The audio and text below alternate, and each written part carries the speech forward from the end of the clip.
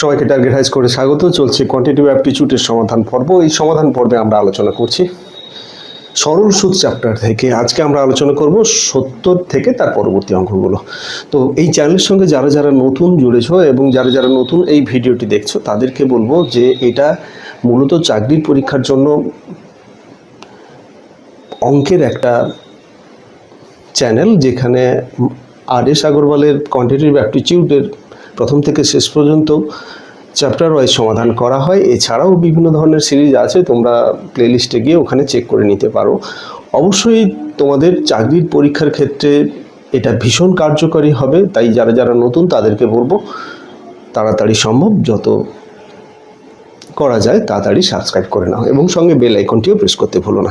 এবং যারা এই চ্যানেলের সঙ্গে আছো অনেক দিন ধরে তাদেরকে অসংখ্য ধন্যবাদ চ্যানেলের সঙ্গে থাকার জন্য। তোমাদের জন্যই চ্যানেলটি যতটা এগিয়েছে তোমাদের জন্যই। তো শুরু করা যাক আজকের পর্ব। আজকের পর্বের প্রথম অঙ্ক 70 দাগের অঙ্ক। এটা কি বলেছে একবার দেখে নিই। এটা বলেছে দুটি সমান পরিমাণ অর্থ একই সময়ে বার্ষিক 8% এবং 7% সরল সুদে ধার দেওয়া হলো এবং প্রথম ঋণটি পরের ঋণের 6 মাস আগেই শোধ করা হলো। প্রতি ক্ষেত্রে সুদে আসলে 2560 টাকা প্রতি ক্ষেত্রে হয় এবং সেই সময়ের অর্থ ধার দেওয়া হয়েছে, যেই সময়ের জন্য অর্থ ধার দেওয়া হয়েছে তা বের করতে হবে। এখানে কতগুলো জিনিস আছে। এখানে আমাদের যেগুলো বের করতে হবে যে কত প্রতি ক্ষেত্রে কত টাকা অর্থ এখানে একটা নির্দিষ্ট সুদের দেওয়া হয়েছিল এবং সেটা কত দিনের জন্য দেওয়া হয়েছিল এবং এই যে প্রতি ক্ষেত্রে একটা নির্দিষ্ট সময়ের ক্ষেত্রে যেটা সুদে আসলে যেটা 2560 টাকা হয়েছে সেই সময়টা আমাদের বের করতে হবে। তো এইখানে কতগুলো জিনিস যে ডাটাগুলো দেওয়া আছে সেটা হচ্ছে যে দুটোতে একই পরিমাণে অর্থ ব্যবহার করা হয়েছে। তো একটাতে 8% সুদের হার আর একটাতে 7% সুদের হার। সুদের হারটা আলাদা এবং সময় যেটা হচ্ছে, যেটা আমরা সুদে আসলে পাবো একটা সময় পরে, সেই সময়টা আমরা জানি না, যেটা তার 6 মাস আগে সুদটা শোধ হয়ে গেছে, যেটা 8% হারে দিচ্ছিল। তো এই ক্ষেত্রে আমাদের কি কি ধরতে হবে? এই ক্ষেত্রে যেটা ধরতে হবে যে আমরা প্রথমে মোট অর্থের পরিমাণটা ধরব এবং যে সময়টা এখানে কথা বলা হচ্ছে সেই সময়টা ধরে নেব। আচ্ছা, ধরিলাম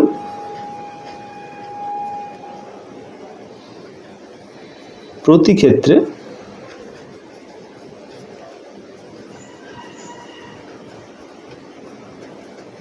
অর্থের পরিমাণ সমান x টাকা, আমি এটা ধরে নিলাম এবং সময় আমরা t বছর ধরলাম। এইবারে এই দুটো জিনিস ধরে নিলাম। এবারে আমরা ক্যালকুলেশনটা এগোতে পারবো। এখানে সুদে আসলে যেটা 2560 টাকা বলা হয়েছে সেটা 6 মাস আগে হয়ে গেছে। তো আমরা ধরছি যে মোট সময়টা টি, তার 6 মাস আগে হচ্ছে মানে কি, এটা যদি মাসকে বছর করে নেই, 6 মাস মানে হাফ বছর, তো সেই ক্ষেত্রে এটা টি মাইনাস হাফ বছরের ক্ষেত্রে হচ্ছে। তো তাহলে আমরা প্রথম যেটা অর্থটা সেটা টি মাইনাস হাফ বছরের জন্য এবং দ্বিতীয় অর্থটা টি বছরের জন্য বিনিয়োগ করা হচ্ছে। এটা আমরা বুঝতে পারলাম। তাহলে আমি একবারে কন্ডিশনে যাব। এটা দুটো কন্ডিশন আসবে। প্রথম ক্ষেত্রে আমাদের যেটা পাচ্ছি যে এটার ক্ষেত্রে দেখতে পাবো যে এটা x টাকা 8% সরল সুদের হারে এবং টি মাইনাস হাফ এই সময়ের জন্য, এইটা হচ্ছে সরল সুদ। এটা এবারে সুদে আসলে যেটা বলা হচ্ছে এর সঙ্গে আসলটা x ছিল, তাহলে এটা যদি ধরে নিই তাহলে এটা হবে এটা একটা হলো। আবার দ্বিতীয় ক্ষেত্রে যদি নেই, এইটা শুধু এই টি মাইনাস হাফের জায়গায় শুধু টি আসবে, আর কিছু নয়। এই দুটো জিনিস আমাদের এখানে, দুটো জিনিস থেকে আমরা ক্যালকুলেশন করব, এক্স আর টির একটা সম্পর্ক পাবো এবং সেখান থেকে আমাদের এক্স আর টি এর মানটা বের করতে হবে। তো এই ক্ষেত্রে আমরা যদি একটু ক্যালকুলেশন করে নিই তাহলে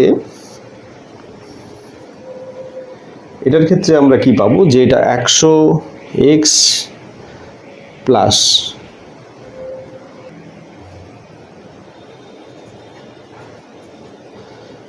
এটা তাহলে হচ্ছে 4 8xt মাইনাস এটা 4x ইজিক্যাল টু 100টা অবশ্যই গুণ হবে, দুটো শূন্য এক্সট্রা যোগ।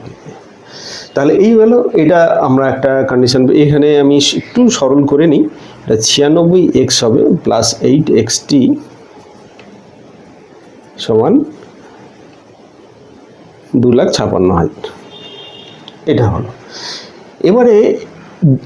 এবারে আমরা দ্বিতীয়টার ক্ষেত্রে নেব। দ্বিতীয়টা, এটা 1 নম্বর। দ্বিতীয়টার ক্ষেত্রে আবার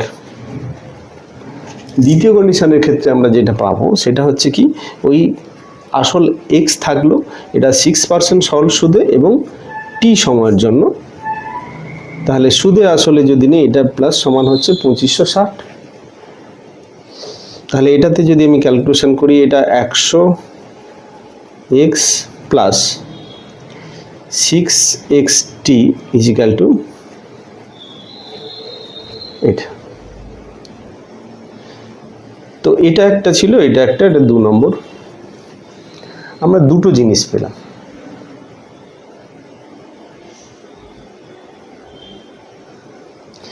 তাহলে এই দুটো জিনিস এখানে প্রথমে এটা 7%, সরি এটা 6 না, এটা 7% হারে যেটা হচ্ছিল, তাহলে 7। তো এইবারে আমরা দুটো কন্ডিশন থেকে আমরা সমাধান করব। দুটোর ক্ষেত্রে দেখতে পাচ্ছি কি এই দুটো সমান হচ্ছে, এই দুটো যদি সমান হয় তাহলে এইটা সমান এটা আমরা লিখতে পারি। অতএব এখানে আমরা লিখব কি, যে 96x প্লাস 8xt সমান 100x প্লাস 7xt। তাহলে এখান থেকে পাচ্ছি xt সমান 4x, তাহলে t সমান 4। এক্সটা উভয় পক্ষ থেকে বাদ দিলাম, x নট ইজিক্যাল টু 0 এখানে আমরা ধরে নিচ্ছি। তাহলে এটা বাদ দিলাম, x এর টির মানটা এখানে আমরা 4 পেলাম। তাহলে টির মানটা যদি 4 হয়, এবার টির মানটা বসিয়ে দেবো যে কোনো একটা ইকুয়েশনে, সেখান থেকে আমরা x পাবো। তো টির মানটা আমি যদি আগেরটাতে বসাই, 2 থেকে পাই 96x plus 8x into 4, 96x, sorry এটা হ্যাঁ 96, এটা 100x, 96 না 100x, এইটার তোলা হয়েছিল, এইটা হবে এইটা। তো 7x টির মানটা 4 বসালাম, আর এখানে এই পাশে যা আছে আমি দ্বিতীয়টাতে বসালাম, প্রথমটাতেও বসানো যেতে পারে, কোনো অসুবিধা নেই। তো তাহলে এটা 7 4 28, 128x ইকুয়াল টু এইটা। তাহলে x সমান আমরা এখানে পাবো কি না 2,56,000 বাই 128। তো এই ক্ষেত্রে আমাদের দেখতে হবে কাটাকুটি কি হয়। একে 2 দিয়ে কেটে যাবে, এটা 2 দিয়ে কাটবে, মানে 2000। এটা x এর মানটা হচ্ছে 2000। তাহলে x পেলাম আমরা 2000 টাকা, আর t পেলাম 4 বছর। তাহলে কি হয়েছিল না, অর্থ আমাদের দেওয়া হয়েছিল যেটা, সেটার ক্ষেত্রে আমরা দেখব যে অর্থ দেওয়া হয়েছিল এটা 2000 টাকা এবং একটা 4 বছরের জন্য, আর দ্বিতীয়টা হবে এখান থেকে 6 মাস বাদ দেবো, 3.5 বছর। এইটাই হবে আমাদের উত্তর। তাহলে অপশানগুলো যেগুলো আছে, তাহলে এর দাগের অপশানটা কারেক্ট অপশান। 2000 টাকা 3.5 বছর ইন্টু 4 বছর। তো এই আমাদের উত্তর। এটা একটু অন্য ধরনের অঙ্ক, নতুন ধরনের। অবশ্যই তোমরা এই অঙ্কটা দেখে যাবে। এই ধরনের অঙ্ক কিন্তু মাঝে মধ্যে আসে, এই বলবো না যে এই অঙ্কগুলো প্রায় আসে, তো এই ধরনের অঙ্ক মাঝে মাঝে আসে, এই ধরনের অপশানগুলো মাঝে মধ্যে দেখা যায়। তো সেই ক্ষেত্রে নতুন ধরনের জিনিস ট্রাই করে রাখা ভালো। পরীক্ষাতে এই ধরনের নতুন এলে কিন্তু সেক্ষেত্রে টেনশনটা একটু কাজ করে। তো সেই জন্য আমাদের নতুন ধরনের অঙ্ক দেখলে যে কোনো জায়গায় যখন প্র্যাকটিসের সময় দেখবে, যে অবশ্যই সেই অঙ্কগুলো নিয়ে একটু চিন্তা ভাবনা করবে। এরপরে চলে আসছি পরের অঙ্কে। নেক্সট অঙ্ক কি বলেছে দেখে নিই। নেক্সট অঙ্ক বলেছে যে এ 5000 টাকা বিকে 2 বছরের জন্য এবং 3000 টাকা সিকে 4 বছরের জন্য একই সরল সুদের হারে ঋণ দিল। এবং উভয়ের কাছ থেকে সুদ হিসেবে মোট 2200 টাকা পেল। বার্ষিক সুদের হার কত হবে? এটা খুব ইন্টারেস্টিং অঙ্ক এবং এই অঙ্ক প্রায় আছে। তো এই অঙ্কগুলো কিন্তু খুবই গুরুত্বপূর্ণ অঙ্ক। আশা করি এই অঙ্কটা তোমরা নিজেরা করতে পারবে, পজ করে তোমরা ট্রাই করে দেখতে পারো, তারপরে দেখে নিও যে আমি কিভাবে করলাম। তো এখানে দুটো জিনিস বলা আছে 71 দাগের অঙ্ক, যে এ 5000 টাকা বিকে এবং 3000 টাকা সিকে দিল। বিকে যখন দেয় 2 বছরের জন্য, সিকে 4 বছরের জন্য দিল। এবারে উভয়ের কাছ থেকে যে সুদটা পেল সেই সুদ বাবদ 2200 টাকা পেল। তাহলে আমরা দুটো সুদ বের করব, সেটা যোগ করলে 2200 টাকা সেটার সঙ্গে সমান হবে। তো দেখে নিই। তো প্রথমটা তাহলে 5000 টাকা, সেটা কত বছরের জন্য? 5000 টাকা 2 বছরের জন্য। 2 বছরের জন্য এটা দিল। আর সুদের হারটা এখানে বলা নেই, সুদের হারটা আমি ধরে নেব এটা আর। উভয় ক্ষেত্রে একই সুদের হারে বলেছে, তাহলে দুটোর ক্ষেত্রেই আমরা আর ধরব। আর নিচে 100 তো আছে, এর সঙ্গে আমরা যোগ করব। দ্বিতীয়টার ক্ষেত্রে 3000 টাকা দেওয়া হয়েছিল এবং সেটা 4 বছরের জন্য, এবং সুদের হার এই ক্ষেত্রেও আর হবে, এটা বাই 100, সেটা সমান হচ্ছে কত? 2200 টাকা। এটা তো এখান থেকে আমরা কি পাবো? আননোন যেটা আছে, আননোন আছে আর, সেই আরটাই পাবো এখানে। তো এই ক্ষেত্রে আমরা 100টাকে এইখানে কেটে দেব। যেহেতু সম্পূর্ণভাবে কেটে যাচ্ছে, তাহলে এটা কেটে দেওয়াটাই সবচেয়ে বুদ্ধিমানের কাজ হবে। এখানে 5 2 10 100 আর, প্লাস এখানে 4 3 12 120 আর ইজিক্যাল টু 2200, বা এখান থেকে আমরা পাচ্ছি 220 আর সমান 2200। তাহলে আর সমান হবে 2200 বাই 220 সমান 10, কাটাকুটি হয়ে যাবে, 10 আসবে। তাহলে 10% রেট অফ ইন্টারেস্ট, তাহলে এটা পার্সেন্ট চিহ্ন হবে, তাহলে 10% হবে আমাদের উত্তর। ডিড দাগের অপশনটা কারেক্ট অপশন, আশা করি বুঝতে পারলে। খুবই ইম্পর্টেন্ট অঙ্ক, এই ধরনের অঙ্কই কিন্তু বারবার পরীক্ষায় আসে। তো চলে যাবো এবারে নেক্সট অঙ্কে। নেক্সট অঙ্ক 72 দাগের অঙ্ক। 725 টাকা বছরের শুরুতে একটি নির্দিষ্ট সুদের হারে ধার দেওয়া হলো। 8 মাস পর আরও 362.50 টাকা ধার দেওয়া হলো, কিন্তু পূর্বের দ্বিগুণ সুদের হারে 1 বছরের শেষে উভয় ধার থেকে 33.50 টাকা সুদ হিসেবে অর্জিত হলো, এবং প্রকৃত সুদের হার কত হবে? তো এখানে প্রথমে অঙ্কের ভাষাটা ভালো করে লক্ষ্য করো। এখানে যেটা বলেছে যে 725 টাকা বছরের শুরুতে একটা নির্দিষ্ট সুদের হারে ধার দেওয়া হচ্ছে, এবং 8 মাস পর আরও 362 টাকা 50 পয়সা ধার দেওয়া হলো। এখানে কিন্তু পুরোটা, এর আগে পর্যন্ত যে অঙ্কগুলো করা হয়েছে, আসল কিন্তু একটা ফিক্স ছিল। এখানে কিন্তু আসল একটা মাসের পরে সেটা চেঞ্জ হচ্ছে, আরও এক্সট্রা আসল যোগ করা হচ্ছে, কিন্তু পূর্বের দ্বিগুণ সুদের হারে। তো তাহলে পরে যখন যোগ করা হলো, সুদের হারটাও চেঞ্জ করা হচ্ছে, সেখানে আগে যেটা ছিল তার চেয়ে ডবল হবে। এবারে বছরের শেষে 1 বছরে ক্যালকুলেশন হবে, এবং উভয় সুদ থেকে মোট যেটা সুদ পেল 33 টাকা 50 পয়সা। তো এখানে কন্ডিশনটা অনেক রকমের আছে এবং খুবই এটা গুরুত্বপূর্ণ, এবং মনোযোগ সহকারে এটা দেখার দরকার আছে। দুটো জিনিস, তাহলে দু জায়গা থেকে আমরা এক্ষেত্রে আমরা সুদ বের করব। তো সুদের হার এখানে কিন্তু ইন্টারেস্টিংলি বলা আছে, একবার যেটা হবে তার পরিবারে ডবল হবে। তাহলে আমরা প্রথমে ধরে নিচ্ছি সুদের হার সমান R% আমি ধরে নিলাম। এবারে ওটা যখন ডবল হবে, সেটা 2R হবে, সেটাকে আলাদা করে আমাদের বলার কিছু নেই।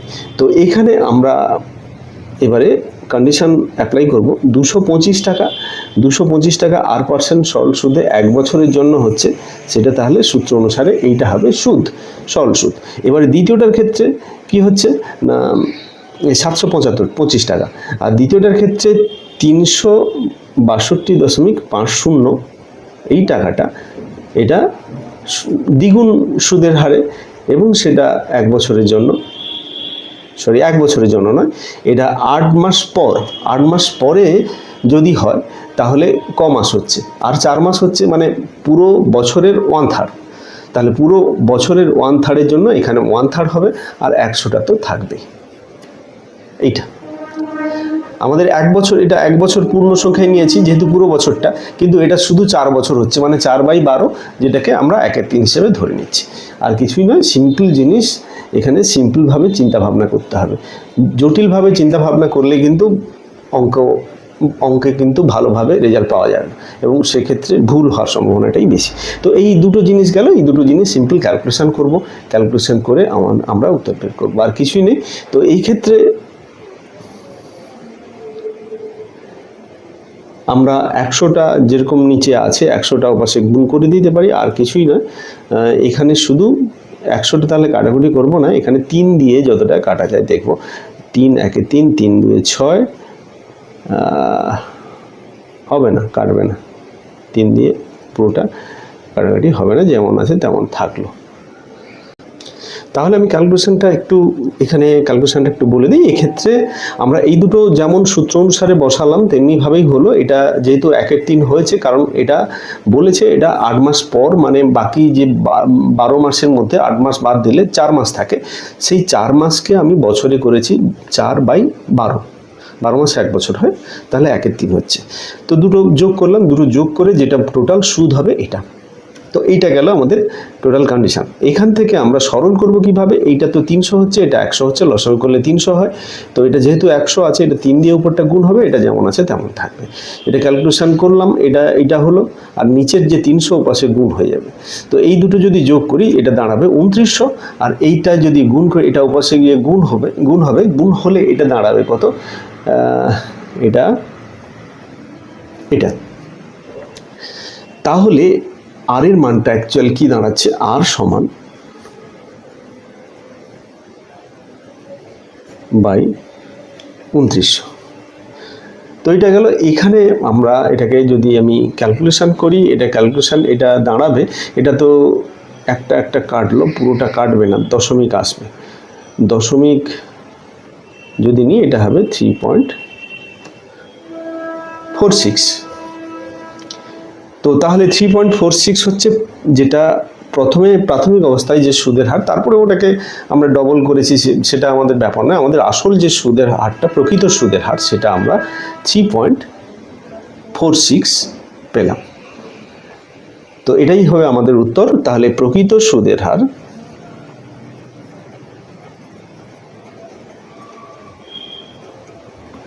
সমান হচ্ছে 3.46%। এখানে অপশানগুলো দেখে নিই, এখানে অপশান কোনোটাই হবে না, তাহলে ইট দাগের অপশানটা কারেক্ট অপশান।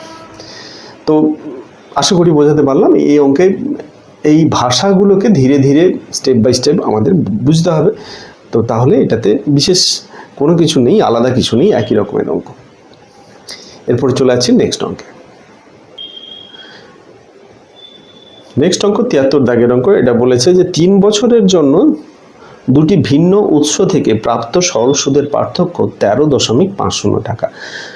তো তাদের সুদের হারের পার্থক্য কত? এটা অন্য রকমের অঙ্ক, তো ইম্পর্টেন্ট অঙ্ক। এটাতে যেটা ডাটাগুলো খুব অল্প ডাটা দেওয়া আছে, বলেছে 1500 টাকা 3 বছরের জন্য দুটি ভিন্ন উৎস থেকে সুদের যে পার্থক্যটা 13. একটা বেশি পাওয়া যাচ্ছে, একটা কম পাওয়া যাচ্ছে। এই 1500 টাকা দুটি ভিন্ন ভিন্ন উৎস থেকে সুদ নেওয়া হয়েছে। এক্ষেত্রে তাহলে আমাদের কিছু ধরতে হবে কি না, সুদের হার। এই ক্ষেত্রে আমি সুদের হার ধরব। সুদের হার সমান R%। তো R% হলে দুটো জায়গা থেকে আমরা এখানে সুদ নেব। তো তাহলে 1500 টাকা আমরা দুটোর ক্ষেত্রেই ইউজ করব। এইবারে সুদের হারটা এখানে কিন্তু দুটি সুদের হার, একটা জিনিস মাথায় রাখতে হবে যে সুদের হার কি দু জায়গায় একই হবে না দুটো জায়গায় আলাদা হবে? তো টাকাটা কিন্তু একই সময়ে একই, তাহলে সুদের পার্থক্য হবে কি করে? এটা সরল সুদ। তো সেক্ষেত্রে আমাদের সুদের হারটা কিন্তু দুটো আলাদা আলাদাভাবে হবে। একটাকে R1 ও R2%, এটা আমরা ধরে নেব।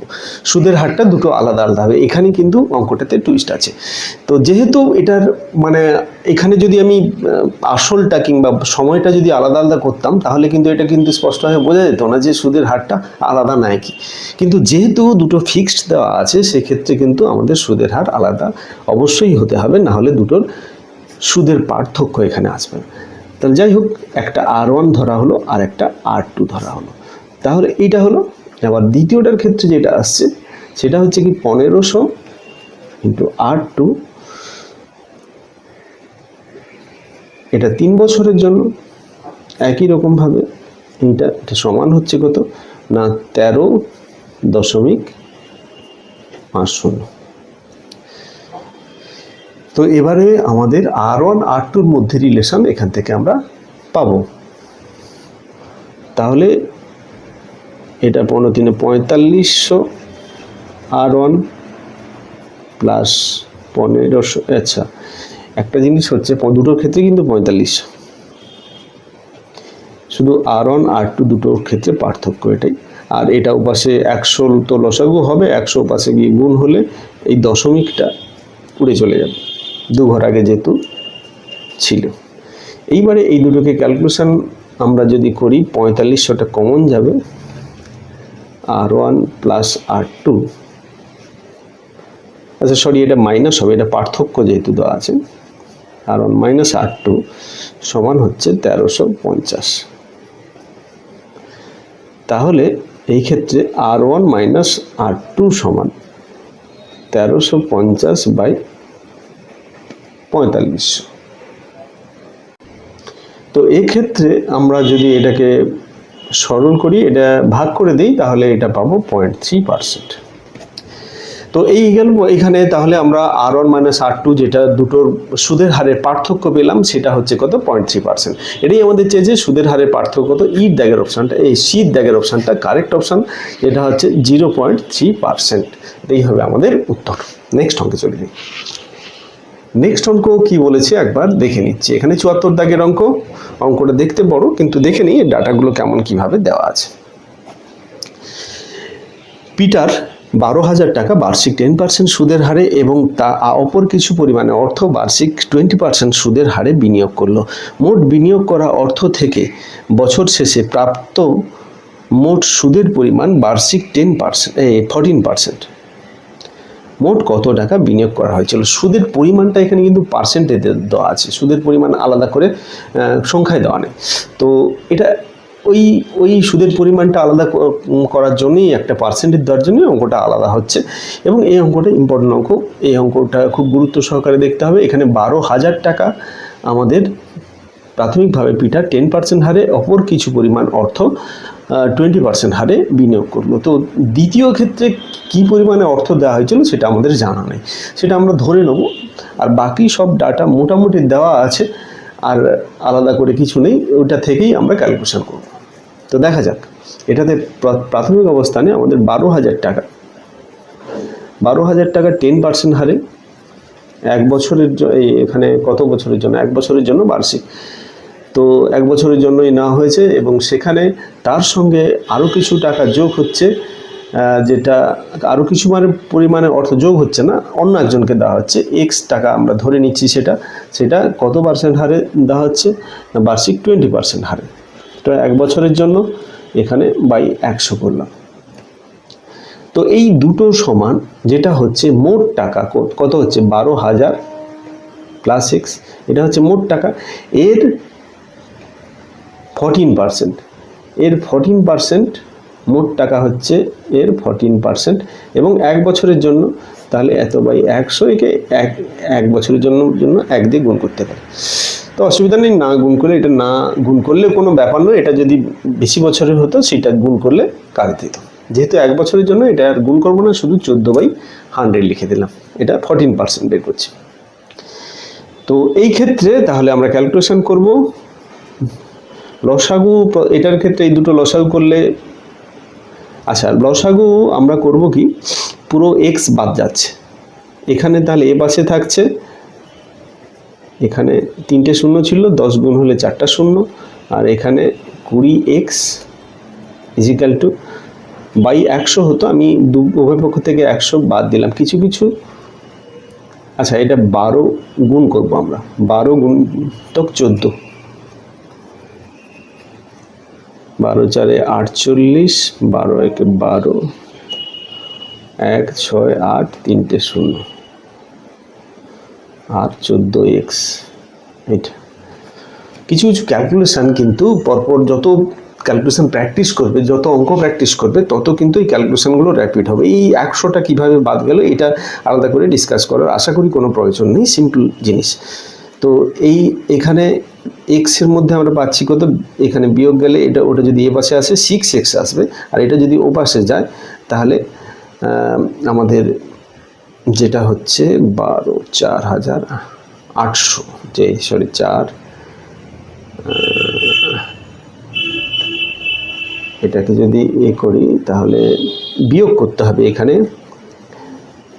1,68,000 থেকে 1,20,000। তো তাহলে আমরা পাচ্ছি কত, এটাতে 48,000। তাহলে আমরা এই ক্ষেত্রে যেটা পাচ্ছি 48,000, তাহলে 6x সমান 48,000, তাহলে x সমান হচ্ছে 48,000 বাই 6, 8 6 48, তাহলে 8,000। তাহলে 8,000 হচ্ছে এক্স। এক্সটা কি ধরছিলাম, যে দ্বিতীয় জনকে যে পরিমাণে দ্বিতীয় জনকে যে টাকাটা দিয়েছিল সেটা এক্স আমরা ধরে নিয়েছিলাম। তাহলে উত্তর কী চেয়েছে, মোট কত টাকা বিনিয়োগ করা হয়েছিল। প্রথমে 12,000 টাকা, তারপরে 8,000 টাকা, মোট তাহলে আমাদের মোট বিনিয়োগের পরিমাণ, মোট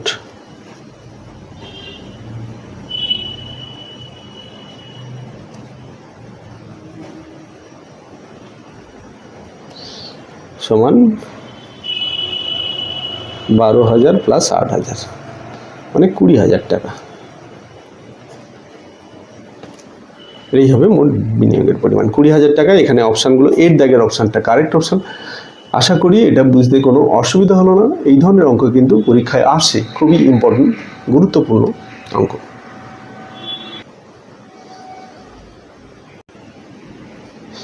নেক্সট অঙ্ক, এক ব্যক্তি, এটা 75 দাগের অঙ্ক। এক ব্যক্তি 5,000 টাকা একটি নির্দিষ্ট সরল সুদের হারে এবং 4,000 টাকা 1% বেশি সরল সুদের হারে বিনিয়োগ করলো। এইবারে কন্ডিশনগুলো কিন্তু পরপর অ্যাপ্লাই হচ্ছে, ভালো করে লক্ষ্য করলে বুঝতে পারবে। যদি 4 বছর পর উভয় ক্ষেত্রে সুদের পরিমাণ সমান হয় তাহলে প্রথম ক্ষেত্রে সুদের হারের পরিমাণ কত। এই বইয়ের ক্ষেত্রে একটা জিনিস লক্ষ্য করবে যে প্রথম থেকে শেষ পর্যন্ত যে অঙ্কের প্যাটার্নগুলো থাকে কিন্তু একই ধরনের অঙ্ক, কিন্তু একটার পর একটা কন্ডিশন অ্যাপ্লাই করে ধীরে ধীরে অঙ্কটাকে কঠিন করা হয়, যাতে করে কি হয়, প্রথম থেকে যদি অঙ্কগুলো কষতে থাকো তাহলে দেখবে যে ধীরে ধীরে একটা কনফিডেন্স লেভেল তৈরি হবে এবং বেসটা তৈরি হয়ে ধীরে ধীরে একটা টোটাল চ্যাপ্টার সম্পর্কে এক বিশদে এবং খুব স্ট্যান্ডার্ড একটা ধারণা তৈরি হবে, যেটাতে যে কোনো অঙ্ক ওখান থেকে করা যেতে পারে। তো সেই জন্য প্রত্যেকটা অঙ্ক কিন্তু প্র্যাকটিস করা জরুরি। তো এটার ক্ষেত্রে তাহলে আমরা দেখছি যে সুদের হারটা যেটা বলেছে, নির্দিষ্ট সুদের হারে প্রথমে 5,000 টাকা, তারপরে 4,000 টাকা দেওয়া হলো। 4,000 টাকার ক্ষেত্রে 1% বেশি সুদের দেওয়া হলো। 4 বছর পরে উভয় ক্ষেত্রে সুদের পরিমাণ সমান হলো, প্রথম ক্ষেত্রে সুদের হারের পরিমাণ কত হবে। তো খুবই ইম্পর্টেন্ট অঙ্ক। তো এই ধরনের অঙ্ক কিন্তু পরীক্ষায় আসে। তো সেক্ষেত্রে অঙ্কটার আমরা কি করব না, প্রথমে ধরে নেব যে প্রথম ক্ষেত্রে সুদের হার সমান R%। তো প্রথমটা যদি R% হয়, দ্বিতীয়টা R+1% হবে, সেটা আলাদা করে আর ধরার দরকার নেই। তো এইবারে আমাদের যেটা হচ্ছে যে কন্ডিশন যেটা দেওয়া আছে, তাহলে কি কন্ডিশন পাচ্ছি, এটা 5,000 টাকা প্রথম ক্ষেত্রে 5,000 টাকা, সেটা কি হয়েছে না R% সুদের হারে 4 বছর, এটা 4 বছরের জন্য দেওয়া হচ্ছে, এটা বাই 100। আর দ্বিতীয়টার ক্ষেত্রে যেটা হচ্ছে যে 4,000 টাকা 1% বেশি R+1, সেটাও 4 বছরের জন্য বাই 100, এটা। তো এই দুটো সমান হবে বলেছে, উভয় ক্ষেত্রে কিন্তু সুদের পরিমাণটা সমান হবে। তাহলে এটা সমান হলো, উভয় ক্ষেত্রে থেকে আমি 100 বাদ দিলাম, এখানে 4টাও বাদ যাবে, যেটা একই জিনিস আছে গুণ আকারে বা ভাগ আকারে, সেগুলো কিন্তু বাদ যাবে। যোগ আকারে যেগুলো আছে সেগুলো আলাদা করে বাদ যাবে না। তো এটা গেল। এটাকে যদি আমি এভাবেই করে নিই যে R+1/R, বাকি সব যদি এক জায়গায় রেখে দিই তাহলে ক্যালকুলেশনটা অনেকটা স্পষ্ট হবে এবং সুবিধাজনক হবে। এবারে বাকি এটা ওপাশে, এটা এই পাশে এলে উল্টে যাবে, 4000 ইন্টু 4।